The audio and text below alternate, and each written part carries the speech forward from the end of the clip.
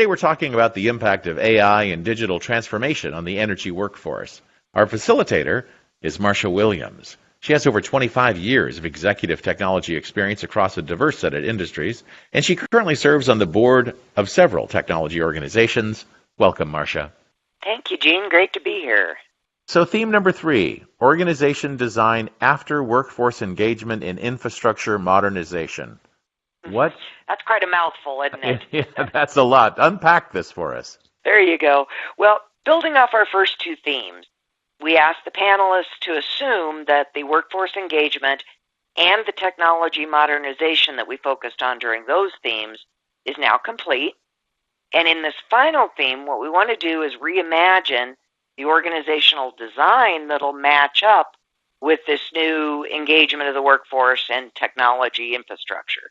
So that's what we're going to focus on in the next slides is, how does now the organization adapt to these things? So, Marcia, tell us about the panelists that sat on this conversation.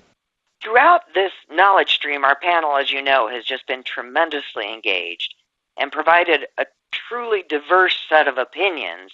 And in this final report, you're going to see highlighted, first of all, in red, the various panelists who have been rated as top panelists in one or more of the themes that we've been through. And hats off to everyone who participated, allowing us to really effectively meet the goals that our sponsor put forth in the beginning.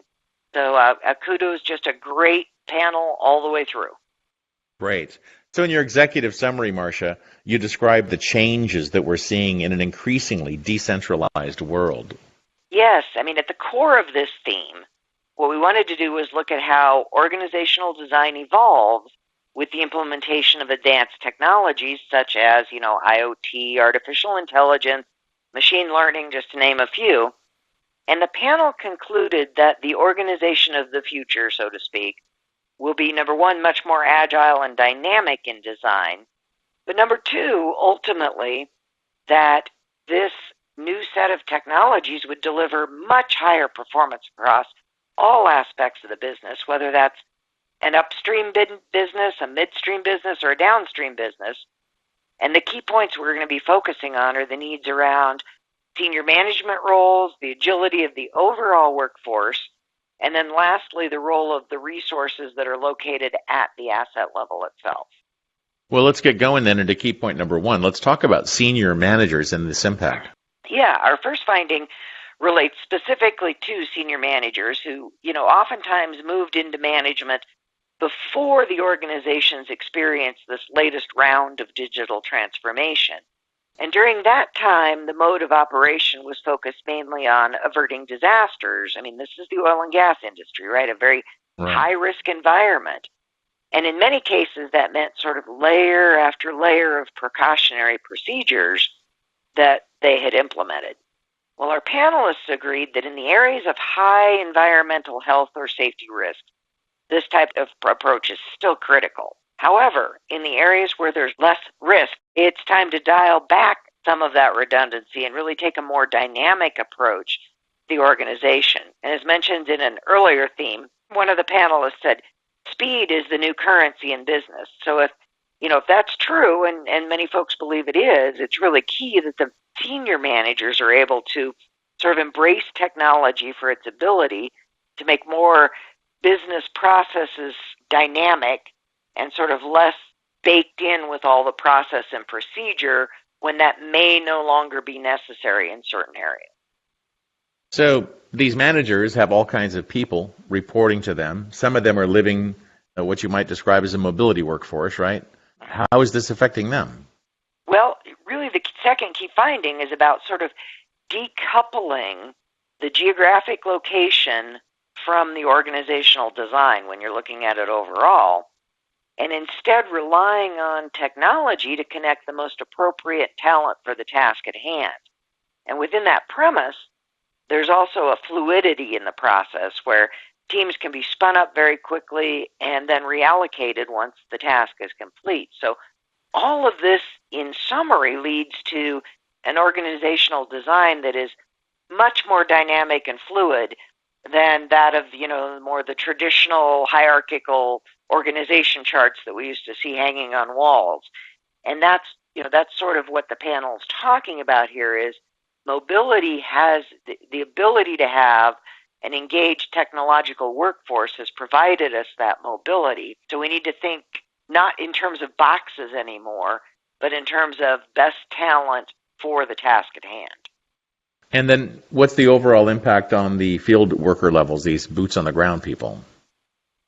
Well, and you're right. We cannot leave that out of the scenario here. I mean, oil and gas, you are always going to have an asset-based workforce.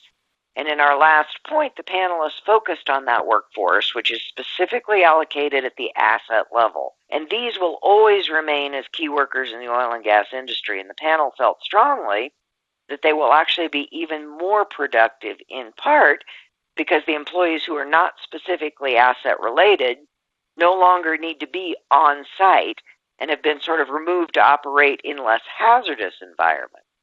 So at the end of the day, that this allows, as you said, the boots on the ground to remain more focused in the operations, which ultimately leads to a more productive workforce. So all these changes happening, I was really just stopped in my tracks when I read this survey that you put together. Tell us about your findings here.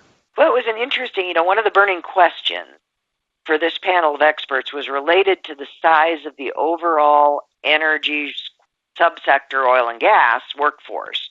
And one of the dynamics when talking about digital transformation is that you obviously need resources who can manage new technology. So that's sort of a net add to the workforce. But at the same time, there's also the obvious fear of being replaced by that technology. In some cases, the belief that the technology is going to decrease the size of the overall workforce. And as you can see by the poll, our panelists felt strongly that the impact of this is really a net, and that both of these concepts will result in a workforce that's roughly the same size as they were prior to the digital transformation. Yes, it's a given that there may be some slightly different roles within that mix, but overall, people need to feel pretty rest assured that the workforce numbers are going to remain pretty steady, according to our panelists. Now, that really surprised me. Did it surprise you? It did, because you hear both sides of that argument quite repetitively. You hear I'm in fear of losing my job due to technology, or you hear businesses saying we can't afford that technology because we got to bring on board a bunch of people to manage it. So I think it was actually pretty reassuring at the end of the day that says, look, there's plenty of jobs available, and technology is not going to pull that many jobs away from the industry. As a matter of fact, net, as the panelists said, we should end up just about in the same place with a slightly different mix of those roles. Well, I hope the panelists are right. That's reassuring for everybody on the payroll, right? I believe so. So let's talk about your top three panelists for this particular theme. Yes, our top three panelists during this theme were Alasa, who is a consultant specializing in supply chain, and as you can imagine, that's quite a broad field within the oil and gas sector. Glenn Roy was recently a planning and performance leader for an offshore exploration company in Trinidad and Tobago, so hats off to him and congratulations.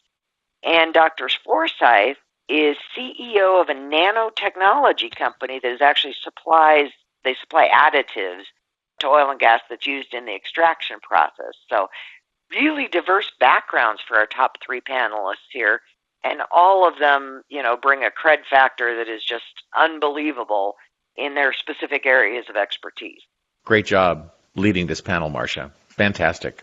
Thank you. It's been a real pleasure, and we'll look forward to hopefully this same sponsor kicking off some other panels in the near future. Again, that's Marcia Williams. She has over 25 years of executive technology experience across a diverse set of industries, and she currently serves on the board of several technology organizations. And I hope we get a chance to talk again, Marcia. Likewise, Gene. Thank you.